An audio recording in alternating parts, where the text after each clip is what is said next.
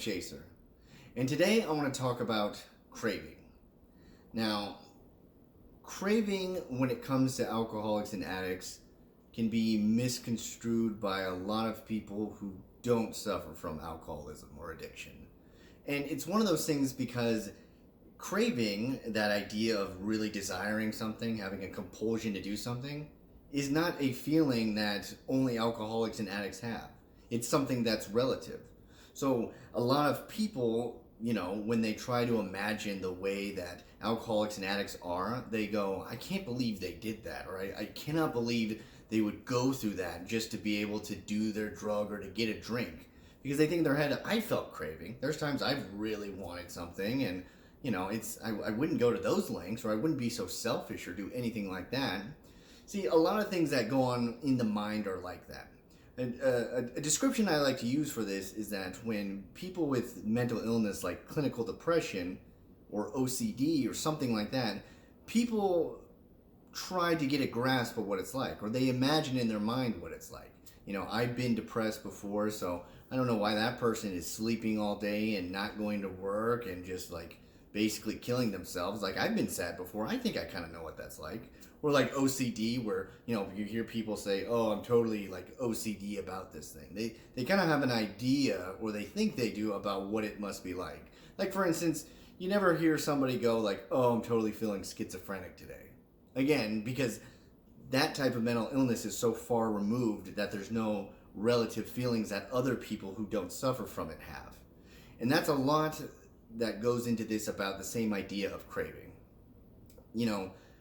Craving to an alcoholic or an addict is not just about the deep desire to want to do something. There's so many different levels of why so many alcoholics and addicts, even after some good amount of sober time, will fall to craving. Because craving is a completely different mindset. When the craving and want to do something comes on, it's not just about like, oh, I can't stop thinking about it, which is a part of it. I mean, it's totally a fixation that occurs in your mind. But it's even more distressing because when you're feeling a craving, it's like I had many times as I was trying to get sober, I would be at work and I would start thinking like, man, I just really want to drink. And what would start to happen is that there's nothing else that could distract me from it. A lot of advice is when you're feeling craving, just try to distract yourself. But the thing that is, when you're feeling that craving, everything else loses its importance or any sort of like entertainment or engaging value to it. I remember I'd be craving at work and I would be working with a person, like literally communicating with them and typing something in as I'm talking with them, trying to help them with their issue. And I would start messing up. I could not think about anything else. And the problem is that with alcoholics and addicts, we know what the remedy is, and we know what it feels like too. That desire to have that feeling that comes from doing that thing. I mean, it's like, it's like having an itch on your back that you'd normally have, except all of a sudden you can't reach it. And it's getting worse and worse, and you can't reach it, but there is a back scratcher right there. All you gotta do is pick it up, and then it'll be gone. And with having a history of an alcoholic or addict, you are so used to the habit of feeling that thing and then doing that thing. Doing the thing that remedies that. And when you take that out of your mind, or you tell yourself you can't do that, your brain doesn't care. It's been so trained of doing that thing, everything is firing in your mind to be like, I don't care, do it. Do it. No, this is the feeling, we're supposed to do the thing. It's almost kind of like a phantom leg syndrome, or when you forget your phone and you keep patting your pocket and you don't have it. It's doing that in your mind. Or like, something is missing. We cannot do anything else until we stop this thing. And just trying to get over that with willpower is incredibly difficult, because all your will, in another sense, is wanting to do that thing. Another aspect about craving that may not be known unless you've truly felt it before is that, and this may sound weird, but there's also a distortion of time. I've been through an afternoon where I was maybe on like day 5 of being sober, and I was by myself, and maybe I'd just gotten off work, and I'm trying to fill my time with doing something, and I'm just thinking about drinking, and I'm thinking about it, and I'm thinking about all the steps. I'm thinking about, get in your car, and then the same drive. Like, I swear I could get alcohol in that moment with my eyes closed. I would know all the ways to turn, where to get out, walk into the gas station I went to, everything. I mean, it was not only done so much, but I was fixating on it so much I could almost like feel my body start to do it.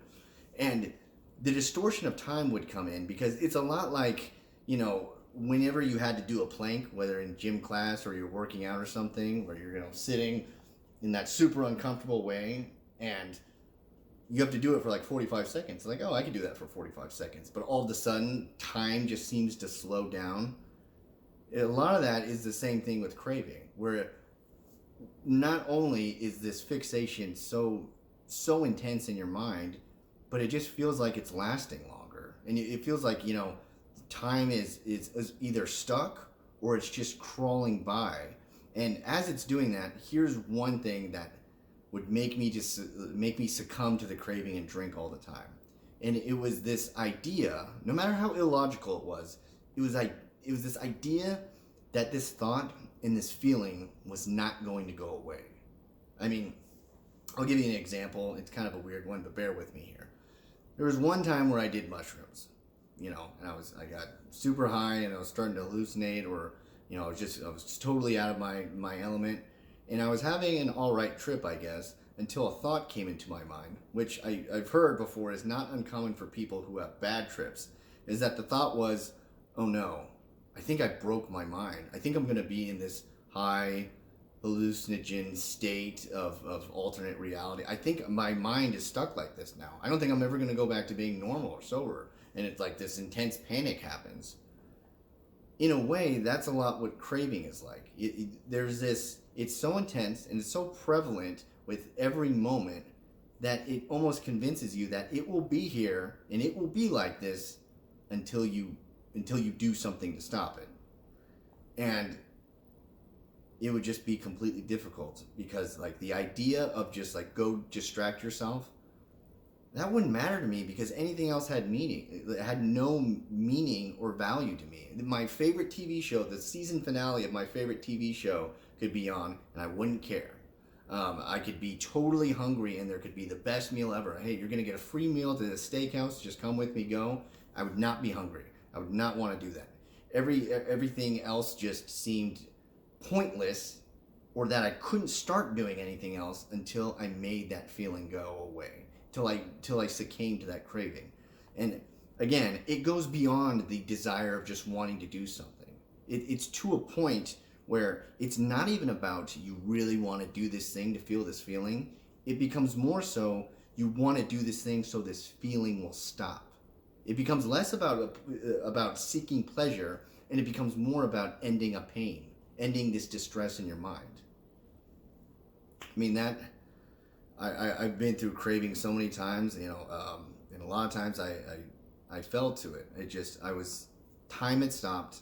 I couldn't do anything in my mind to distract myself from it, and I thought it was going to last forever. With that being said, that may be gloomy and, may almost seem like this is too much to overcome if you're new in sobriety. I certainly felt that a lot of times. But there is one thing. If you are able to get through the craving, there is a massive benefit to it. Because if you remember that moment and then you get through it, it's funny. In a way, you look back on it and you're just like, I can't believe how crazy I was for that afternoon, or for those 2 hours, or, oh my God, I actually was going to drink and throw away everything I had. What was I thinking? And that what was I thinking thing shows the difference of what a craving does to your mind. It is almost like a different alternate reality, a different state of mind. And when you get over that and you start to do it successfully, you can look more and more on it like, this is something that will pass. That's one of the biggest things. There's a saying in recovery of "this too shall pass."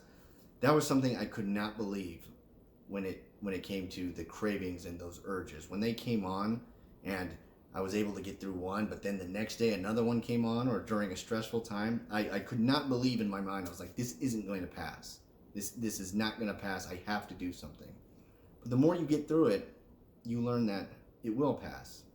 And as for advice of getting through them, one thing I would say is to reach out to someone that you can talk to it about. Usually a person in recovery would be helpful.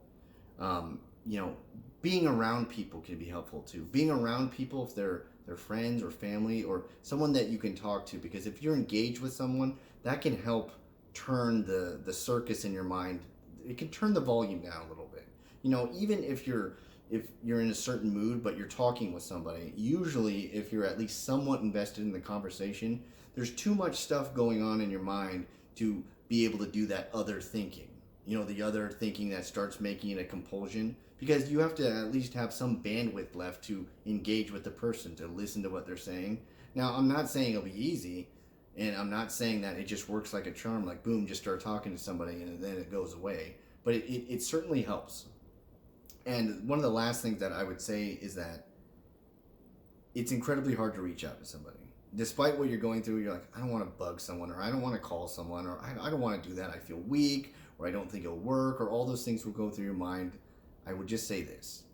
There's never been a time where I've called and reached out where the person was like, what are you doing? Or why are you bugging me? There's been plenty of times where they didn't answer and I had to call someone else, or there's been plenty of times where I may have not gotten the answer or the conversation that I wanted. But in retrospect, no one had ever been mad at me for doing that. In fact, many times they would be grateful that I had reached out to them. They would be proud of me. They would recognize that it was difficult for me to do. And you would be surprised. You think, oh, only someone that's a good friend or deep in recovery with you would do that. But a lot of people can recognize that you're vulnerable, and they'll congratulate you for taking a step and going in the right direction. That being said, if you got a craving going on, remember, it will pass. Hey, thanks for watching. Like and subscribe if you enjoyed the content and are interested in hearing more. I'll be producing a lot more videos covering a wide range of topics.